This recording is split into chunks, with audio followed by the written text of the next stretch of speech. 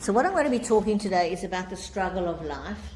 And actually, often people think if they're struggling with something, there will come a time when things will go smoothly. There will come a time when whatever their struggle is, when the struggle will be over, when things will be better. And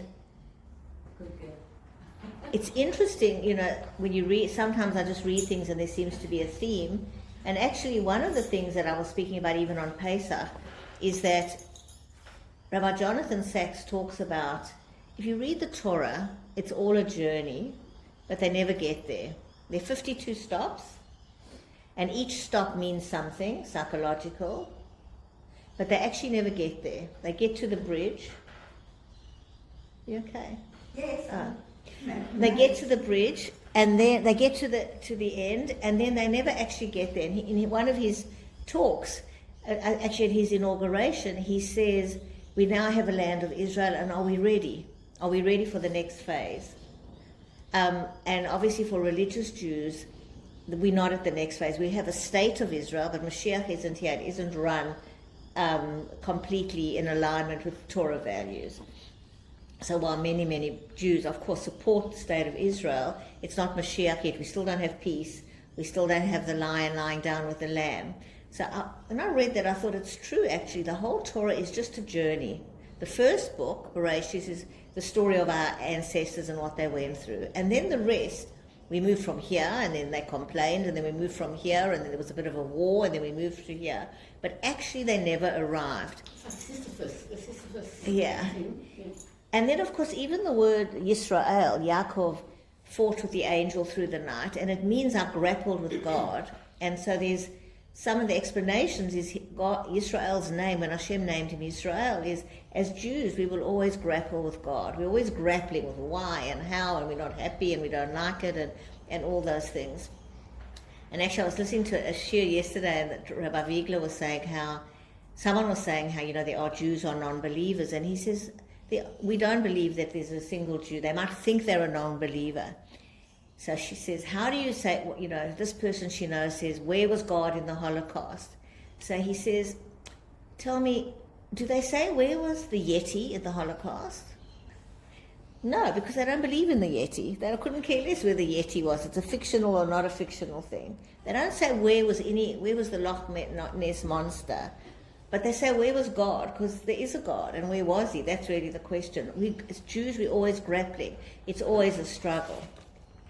So I read this, and I thought it's in line with a lot of what we do here, is that Emet is the main thing of doing the examples, of course, is learning to emotionally regulate. But it's how to think right, because the more you think right, the more you're calmer. Like you can hear somebody talk. They were talking about hearing Ron yesterday. I don't know if you were there. Right. Yeah, apparently he was brilliant at Jane. If I wasn't there, Melanie. Yeah. And how just hearing him, I wasn't there, but he helped you. But so you can reframe, that helps you. And in general, the more we think right, meaning the Torah way, which is the right way, because it tells us to understand things in a particular way, tells us how to behave, then the easier we can cope with things. So when we allow our thoughts to just run riot, we tend to go, we feel helpless, we feel hopeless, we don't understand, the world is evil, God has abandoned us, all those thoughts, and so we learn to think right. So I thought this was a really interesting, something I could just read and share with you, because I found it very interesting yesterday. So it's talking about the Tanya, and in chapter 27, the Alter Rebbe addresses the spiritual seeker, and really we're all spiritual seekers, perpetually struggling to achieve righteousness and the relentless temptations and machinations of their indwelling. So the idea is that we have two souls, and there's always a struggle. So often people think, well, I've done all the work, and why do I still struggle? Why do I wake up in the morning and I don't have faith that day? Why do I wake up in the morning and I just don't feel like doing the right thing? Why do I wake up in the morning and question God? We think other people are waking up all zen and like, oh, we believe and it's fun. It isn't like that. Every single day. Well, we can think, some people call it, that's one way of looking at it, is the Yetzer Hara, but the Hasidus doesn't talk about the Yetzer Hara, but it's sort of the same thing. There is a slight difference. The animal soul. So the Yetzer Hara, I suppose, let's say they're the same thing. You've got two. You've got a Yetzer Hara and a Yetzer Tov. In the Tanya, it talks about it as a godly soul and an animal soul, and they're mirrors of each other. They actually, the one will choose to do an action to elevate itself, and the animal soul are passions and lust, where we will use the same thing, often in ways that is not good for us. So we've always got the struggle of, should I do the right thing or not? It's not an easy thing not to answer back. It's not an easy thing not to talk Lashon Hara. It's not an easy thing to always have inner calm. So the Alter Rebbe says the following, and he says, uplifting counsel, bless you. One should not feel depressed or troubled at heart, even if you're to be engaged in this battle every day of your life. So why I'm saying this, and we're going into Shavuot soon, is that the first commandment is, I'm the Lord your God. Waking up every day and believing that God runs the show in itself is a battle. It's not easy to keep believing it, especially when there's so much suffering. It's not easy. And then he says the three most radical words in the Tanya: perhaps you were created in order to struggle. Put simply, we learn that Jewish spirituality sees struggle as part of our very purpose in life. So for me, I wake up and go, and please God, it will be, the war will be ended, and then we'll have peace, and then right, that is Mashiach, and we do want that. But actually, whatever we're going through here and in Israel is part of the struggle. That's our purpose in life, is to struggle. It's not to come to the end point. This means that life struggles, inner and outer, are not impositions to be avoided or solved. Rather, each challenge is providentially placed as an opportunity, I'll read this very highfalutin English, and then, to extract and transmute the light hidden in even the most trying circumstance. So Hashem has put it there. It's divine providence, not to be solved or to get rid of, but to take the struggle and extract the hidden light.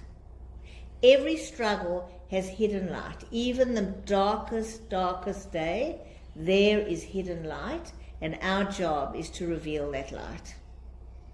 So often you cannot solve the problem. People have ongoing problems that never really get solved, but every day struggling with those problems and revealing the light is our purpose. So I find it very sort of, the idea of not keep waiting for it to get better, but to go, what is the struggle today, and how can I reveal light in this difficulty Life for today? example, Yeah. when someone's going through a really bad time and they're opening up to you, and then you do that, that's the word. I think that's the word. Oh no, it'll be better, it'll be okay, Yeah. I don't know if that's exactly that. No, that's right. But, and we say in therapy, never give reassurance. Like a lot of therapists will give reassurance. doubt. You don't know how it's going to turn out. How can that, what you just said, apply to the hostages? There's no light Yeah. in there. I don't know. I can only talk about our little lives here. It's like the Holocaust questions. I can't. But there is light. And when you get these stories, there are a lot of stories we get out on the inspiration, where people so you get it from people like Edith Eger, who's been through the Holocaust in the very worst way. And she will say how she revealed, and we'll go through it now, but those kind of questions, those are the things that drag us down. We don't know. But in our own daily struggles, that's where we can apply this information. The other way though is we have knowledge about that, or wisdom, is the people who did come out after a long time, and you listen to what they said about their... It's inspirational. Yeah, that's So right. it is. But we cannot imagine, and I've often spoken about what other people go through and how it works for them. But Emet is very practical. I always bring it back to us in this room. I can only talk about us and hope that you can apply it to your life. And that's really all we can do in life. But when we affect our lives, we're actually affecting the world. And I actually read a very interesting thing this Shabbos. It was saying, some great rabbi said that an eyeball is reflective of the world. So he says that the white of the eye is like the sea, and the black of the eye is like the land, and the pupil of the eye is the individual. And he says, just like you can roll your eye, one action that you do can change the whole world. You can turn the world around. So it's just another way of what we say. The Rambam says, your one action can tip the scales. So that's why working on ourselves can help the hostages. I don't know how, but we can change the whole world just by using this information in our own life today. This is really believing, as you were saying, there's got to be some tools. We have to put our faith, Hashem, runs the Correct. world. Right. I don't know what he's doing. So let's carry on. Some think that life is all about doing good and keeping away from evil. So that's often a Christian approach. I had a friend once who went on a 10-day retreat in Hardebeesport, right? And I asked my rabbi about it. She was a university professor. And he said, it's so un-Jewish. It's easy to be silent for 10 days, looking at water, and not, he said, the struggle of being with people and not talking Lashon Hara, that's what life is about. The struggle itself has a purpose of its own. It's an opportunity to reach the ultimate, when darkness itself becomes light in the midst of a struggle and inner light is awakened. Light profound enough to overwhelm the darkness, winning it over. So when we shine by facing our challenges, embracing the struggle, that's when you bring light that can change the world. So he says, an epic fail. The story of humanity's first struggle, as recounted in the Torah, is the most far-reaching tragedy of all time. Adam and Eve's inability to obey God's command to refrain from eating the forbidden fruit. Then they were banished from the Garden of Eden. And this is generally understood as the source of humans' perpetual struggle with temptation.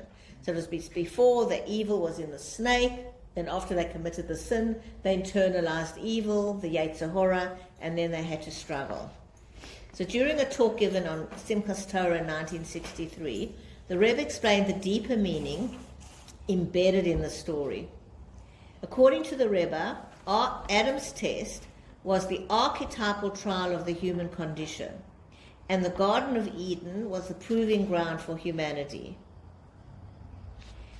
Given that he was the only man in the world and that he was the basis of humanity, every move he made would impact and set the course for human history. The stakes couldn't have been higher. The Rebbe said it was precisely because of the enormity of Adam's responsibility, symbolizing the human inclination to disobey the divine, that the snake tried to sabotage him. So this is going to be a theme, that because Adam had such a massive responsibility, the snake did everything it could to sabotage him fulfilling his mission. Seen through this lens, the story of Adam's struggle with the serpent teaches that the more resistance the encounter when faced with a challenge to do something noble, the more essential overcoming that challenge is to the fulfillment of our purpose in life. So what it's saying is this: when something particularly difficult comes your way, that is a little hint that this is your purpose. That's when you have to dig in and face that challenge. If it's not difficult, it's not your specific challenge, you're doing it.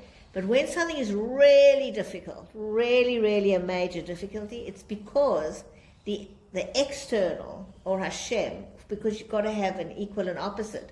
The more important the thing you're doing, the greater will be the resistance, and the more you have to overcome the challenge. So it's often we want to avoid the difficult ones, but actually that is the fulfillment of your purpose. So this is in our lives as well. A spiritual or moral matter that objectively should be easy for someone to accomplish, and is often easy for others to accomplish, may be very difficult for you. Precisely because it's critical to your individual mission in life to accomplish this matter, the difficulties and challenges are formidable. So that's why you can look at someone and go, why are they finding it so difficult to invite their sister-in-law? I invite mine all the time. I don't, why is it difficult? Why is it difficult to whatever? But for the person themselves, it is so difficult because it's their unique challenge for their soul. It's part of their mission. And that's why I always say you can't judge anybody else. Because what I'm struggling with, you're not struggling with. And what you're struggling with, I'm not struggling with. So it looks easy. You look at me and go, oh, it's not so difficult. And I'm looking at you and say, that's not so difficult. But we know it's difficult for us. So the more difficult it is for us, the more we know that has to do with our purpose. So the greatness of the challenges in life should be an indicator of how important it is for us to persist in our efforts. Don't give up if something is very difficult. And it should reassure you that since you are presented with such a challenge, you will be given the resources and fortitude to surmount it. And we've spoken about this many times. Hashem is not going to send you that huge challenge without giving you the resources. And that's what I've said also. Often people who are survivors of whatever will say, if you'd asked me before, I would have said I'll never cope. But when it happened to me, I found the resources. And we've all been through big things in our life, and we look back and go, how did I do that, right? But I did get through it. Doesn't mean it was easy or fun. But other people will look at your life and go, how did you do that? Because I couldn't do it, because Hashem didn't give me those resources. So you have to trust. He's sending you this massive challenge because it's your mission in life to reveal light, but he will also send you the resources. Is there any value when you are sent a challenge in terms of relationships, family, etc.? Will you just say, I fought this battle for so long, eventually come to a point where you say, you know what? It's all too hard. I need to concentrate on the wonderful blessings that I have in my life. Yeah. And some things are maybe just not meant to be. Yeah, that's a different thing too, because it's too hard. That's because your growth might be that you need to learn to set boundaries or not to let toxic people in your life. So we always say in Emet, it's not just one way. So if you've always done it this way, sometimes if you've always been a people pleaser, then actually going, no, I don't want to do this anymore, is your divine mission, is your growth. For someone else who's always not done it, they need to learn to be more giving. And again, it's why you can't judge people. So sometimes reaching the point of setting boundaries is very, very important. And the Torah is very much about boundaries. It's very much about setting boundaries and not letting toxic people in. And this is one of the sort of conflicts. I don't really want to go back to politics, but the Jewish way is if you're going to be kind when you're meant to be cruel. If you let Hamas in, when you actually should be putting in boundaries, they say then you're going to be cruel when you're meant to be kind. In the end, you have to... So the idea is to know when you've got to say, no, these people are evil, or this is going to hurt me and I can't let them in. So the same thing in people in your life. But as long as you're doing it because it's a growth point of view, not because it's too hard. So if something's hard, but you actually know you should be doing it, the idea of this is to keep persisting. So this is Interesting. This is a little thing that I saw. It says, what's something you're too old to do? Give a S-H-I-T. Yeah. That's another Yeah. thing. Well, it's not really a Jewish thing, though, not to. No, The idea is we should care. I suppose. Yeah, it's So- not, a lot of these ideas are not very Jewish. And, No. but how I would say it differently, I don't want to completely dismiss it, but Okay. there is a concept of, I can ask you to close the door, so I think.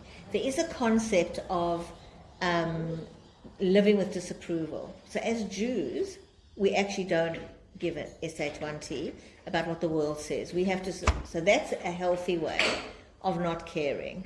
It's not that we don't care, but we have to focus. So there's a perfect example. We have to focus on protecting ourselves. We can't care about the starving people in Hamas if they are starving. We actually can't, because we will die if we just keep doing that. So that exactly answers your question. But in individual relationships, it's not a Jewish idea not to care. We have to care, and even if we put boundaries up, it's got to be in a caring way and in a halakhic way. And I'll give you an example. I was listening to Brené Brown. I don't love a lot of these because they're so secular. They have bits of truth in it, but they're very secular. So I was listening to this thing on When You Get Older. And she starts off beautifully, and she speaks beautifully, and she's made all this beautiful video, expensive, beautiful video. She's put time and effort into it, and I admire that about her. And she says, when you get older, you have the wisdom, to know what's important and to know what's not important. And she says something that we often talk about here, like if you've got adult children, you don't have to bring up every issue, you don't have to have an opinion on every issue, you can just know when to say, all that is good. But then she starts saying, it's your time. Now is the time to just focus on yourself. It's not a Jewish thing ever to just focus on yourself. Self-care is important in order to do mitzvahs. But no matter how old we are, we should always be thinking of other people. No, I've now reached an age, it's just about me. It's not a Jewish What's the thing. corollary of that? What she then suggested to Well, now you're old enough, you don't have to be involved in everybody's thing. Just rest, relax. It's your time to pursue your interests. Sorry? Yeah. It's not a Jewish way. a lot of self-indulgence. Yeah. The Jewish way is what the Rebbe did, and what, is that the older you get, the more you've got to contribute to society with your wisdom. You might give it differently, but actually you should keep caring. You should still keep contributing. There's never a way we go, look, I'm done, now it's up to the younger generation. We all are part of this, and there's nothing that says our lives are less valuable than younger people. And that keeps us young, I think. Absolutely. We've all got things to contribute, and the only thing about aging maybe is that we work out that's what we're good at and what we can That's right. learn and focus. Yeah, but what comes back to your point, I think also that is one of it, where you actually don't care so much if people don't like your hairdo, or if they make a comment about your soup, the things that often bother you when you're young. But I just want to say, sorry I didn't pick up, but in terms of stop caring about people, no, that's not a Jewish way. But not to pick up all the petty things. I think about the things that used to upset me about my mother-in-law, like petty things, when I first got married. And after a few years, I went, she actually doesn't mean anything by it, she really doesn't. She made a comment about the soup or something, but I said, my soup, and I'm invited her. You're 21 years old and you're proving yourself, and then you hit 30 and you go, she doesn't mean anything. So it's that kind of thing where you can start doing that. Okay, so the bigger they are, the harder they call. The Rebbe saw all kinds of opposition and challenges to the path of righteousness as surefire indicators that one is on the right path. Going so far as to say that the more opposition you encounter when doing something positive, the more certain you should be that such a challenging endeavor is connected to your purpose in life. So often you see that when a person starts becoming more righteous, big challenges happen. I remember when I first moved here, I met a Russian family, and they were really down and out. And Sterny Ullman told me that they used to be extremely wealthy in Russia, like they had a palace kind of thing. There's no shortage of wealthy people in Russia. And when they came to Sydney, they started keeping mitzvot, and they slowly lost everything and became almost homeless.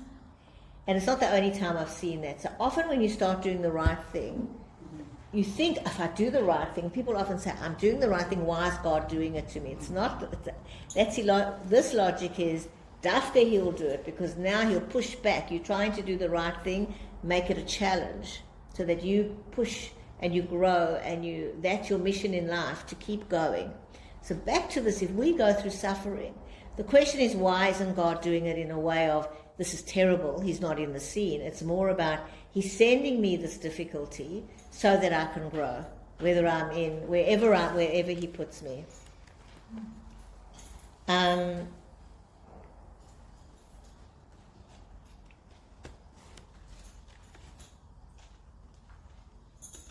they just give him some examples now where people like Shluchim would write to the Rebbe and had difficulties. So he gives an example. There was a Rabbi Rebbetzin Binyami. They were repeatedly had to revive and establish Jewish schools throughout Brazil, and each time they faced considerable opposition from local communities. Why is everything so difficult? The Rebbetzin once asked the Rebbe. The Rebbe replied, since you are fighting assimilation, the forces of negativity are trying to fight back. It's like a candle. Just before the flame goes out, it suddenly starts to sputter and jump. It's not a reason to be dismayed, but to do even more. So if you think about these shluchim that go all over the world, they try and open up a school, they need funding and they don't get it. The Rebbe's answer would be, this is because this is your purpose in life. Push back harder. It's not give up. It's you trying to do the right thing, keep going, because this is where you're going to bring light into the world. But it doesn't mean, and this is where I used to think wrong, if I keep pushing and I'm the shaliach in Brazil, there will come a day I'll have a lot of money in the bank. It doesn't actually mean that. It might mean that their whole life in shlichus they'll be struggling to raise funds. And it's the struggle in itself that has worth.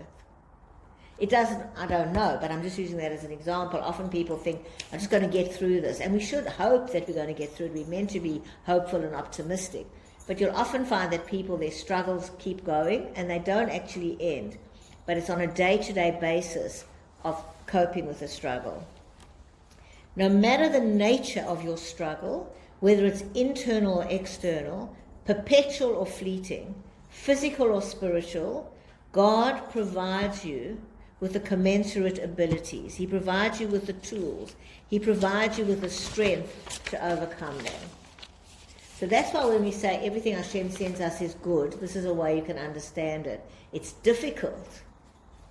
It's, as one of the things is, it's bitter, but it's not bad. He sends us everything for our growth, to bring, and in the worldview, to bring light to the world.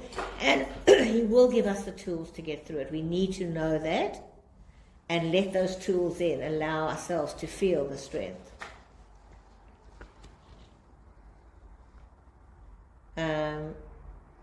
So this is another example of a traditional Jew who was discouraged by, he was discouraged, he was in a relationship discouraged by the Torah. In other words, he's probably with a non-Jew, I'll imagine. Arriving before the Rebbe, he explained that he desperately wanted to live in alignment with the Torah and God's will, but he had powerful inclinations that persistently led him astray. After describing the situation, the man fell silent and prepared himself for admonishment. He thought that he was going to be told by the Rebbe that this is really bad and you should live up to God's commandments. The Rebbe was silent for a moment and then finally said softly, "I envy you." Surprised and confused, the young man clearly did not know what to make of the Rebbe's reply, and the Rebbe explained, "There are many ladders in life. Each person is giving his or her own. The ladders present themselves as life challenges and difficult choices. The tests you face are the ladders that elevate you to great heights. The greater the challenge, the higher the ladder. God has given you this difficult test because He believes you can overcome it, and He has endowed you with the ability to do so. Only the strongest are presented a ladder as challenging as yours. Don't you see then why I envy you?"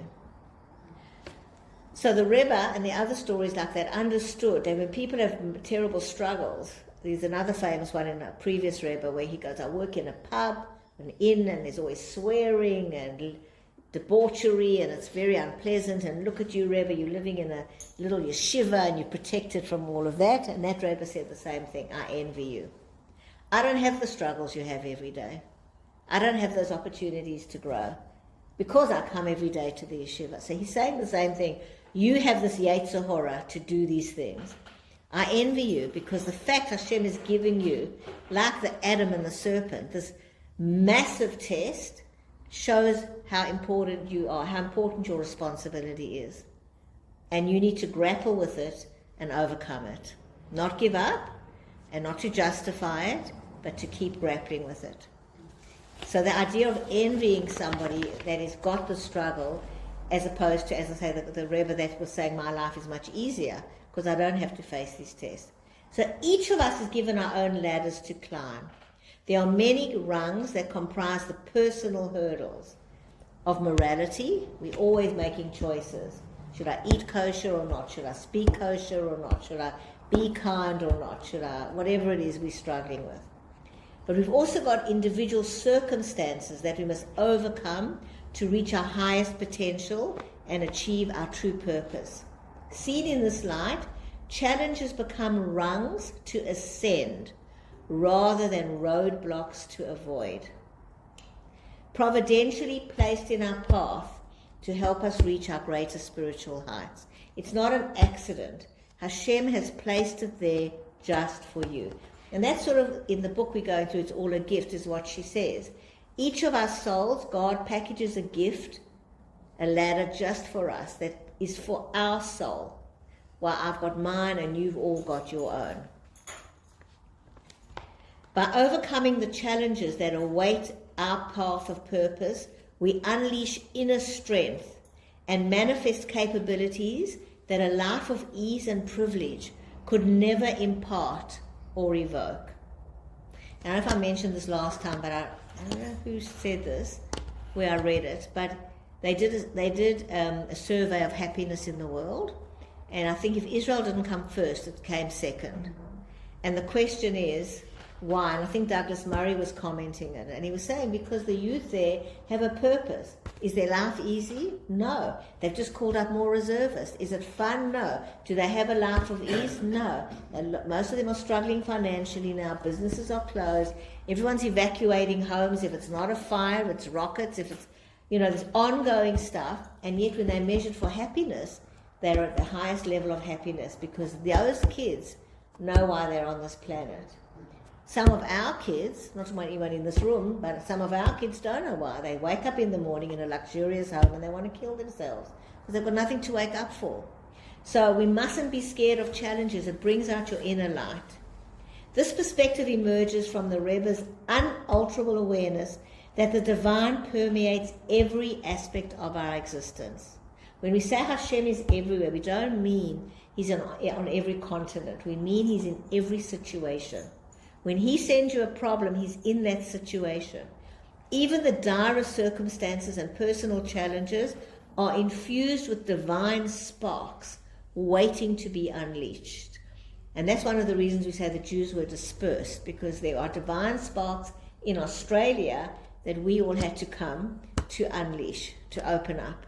And the shluchim who go to Russia, or the Jews in Russia and Ukraine, they're uplifting those sparks. And wherever you are, there are sparks that need to be uplifted, but individually we have sparks. And when we face those challenges, we unleash them. A breathtaking example of the spiritual truth is found in the Rebbe's exchange with a young man who was suffering from excruciating personal challenges. He penned a letter, "Why me?" The Rebbe responded, "We do not know. The mystery of people's journeys are beyond our finite comprehension." He then offered a revitalizing insight, saying, "One observation that can be suggested. If an individual experiences a particularly difficult or trying situation, it may be assumed that Hashem has given him extraordinary powers to overcome the extraordinary difficulty. The individual concerned is probably unaware of his real inner strength. The trial may therefore be designed for the sole purpose of bringing out in the individual his hidden strength, which after overcoming his problem can be added henceforth to the arsenal of his revealed capacities, in order to utilize for infinitely greater achievements for the benefit of himself and others." So you go through this challenge, it unleashes these sparks. You then have a bigger arsenal, if you like, to face bigger challenges. So again, we're back to the idea of the journey. Doesn't mean that's it now, I've done the biggest challenge. You're on a ladder. Always Hashem knows. You never know what the next one is, and along it comes. Then you're on to the next rung. But because of the previous one, you've now got more tools. Put simply, a person possesses an incredible inner light that can change the world. There's no way for this person to discover that secret power within himself and call it his own without being compelled to overcome a major challenge. It doesn't happen. No pain, no gain. It is often the case that we ourselves are unaware of the inherent power and truest potential of our own souls. It isn't until we are forced by adversity to dig deep and found our greatest strengths that we are empowered to change the world. We are thus impelled to travel to an uncharted place in ourselves, which would have otherwise remained undiscovered. And I think this is very true. We don't know, there's a lot we don't know about ourselves. That's why when we get older, we are wiser, and why we need to respect older people, because they have found parts of themselves that you can only find through life's challenges. In that process, we unleash the true power and light of the soul, which when integrated can illuminate our lives and our world in incredibly powerful ways. Where others might have looked down on the young man with disdain or pity, the Rebbe saw someone graced with tremendous spiritual strength.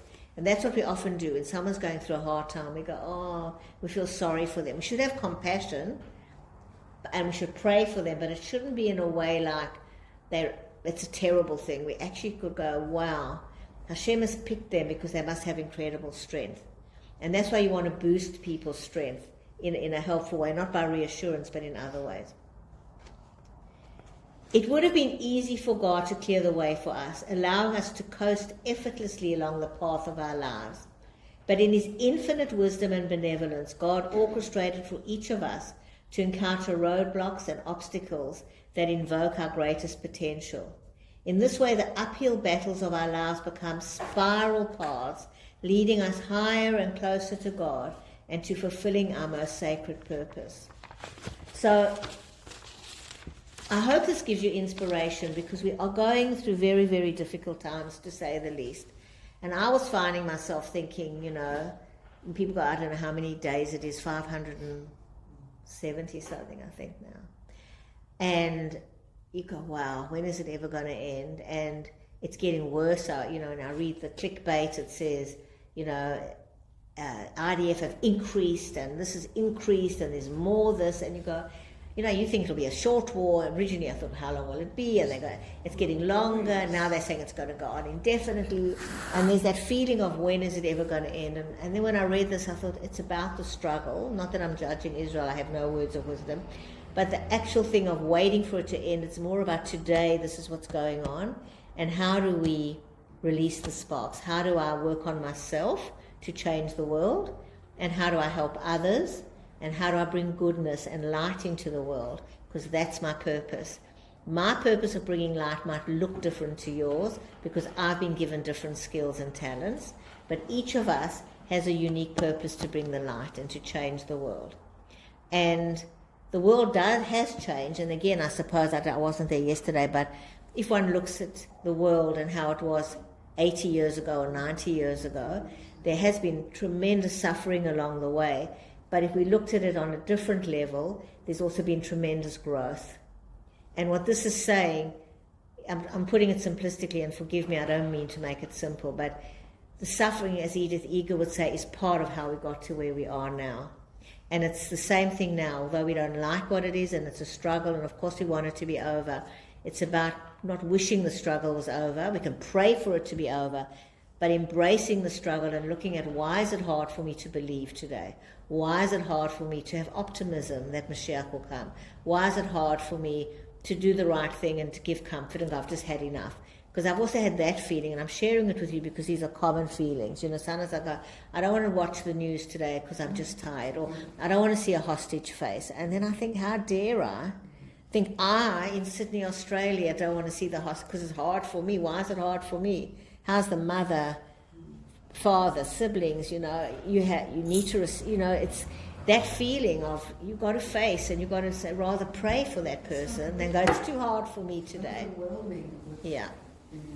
sadness. And that's why we have to strengthen our faith, because there is nothing else that can give us strength but to actually know that this is divinely ordained. We will never understand it, but we each have a unique purpose and a role. And what we've often spoken about, like on Purim, we spoke about, you know, we might be, how we can use our role in terms of our physical capabilities or whatever we can do. But I thought this was an interesting insight, that our particular struggles are also part of that. Whatever we're struggling with right now, whether it's family relationship, finances, work, health, whatever it is, this is today what we are struggling with that is going to bring light into the world. So to embrace the struggle in a sense of facing it, drawing on our reserves, knowing that we can cope with it because Hashem has given us those reserves. And to have faith and inner courage that we are so important. We are no less important than Adam. We say God created one man and one woman to show us that just like the whole world was created for them, and they created the whole world and was central, so are we. We are exactly like Adam and Eve. We need to see that our world is the whole world, and what we do will affect the rest of the world, the rest of generations. We need to feel important in that way.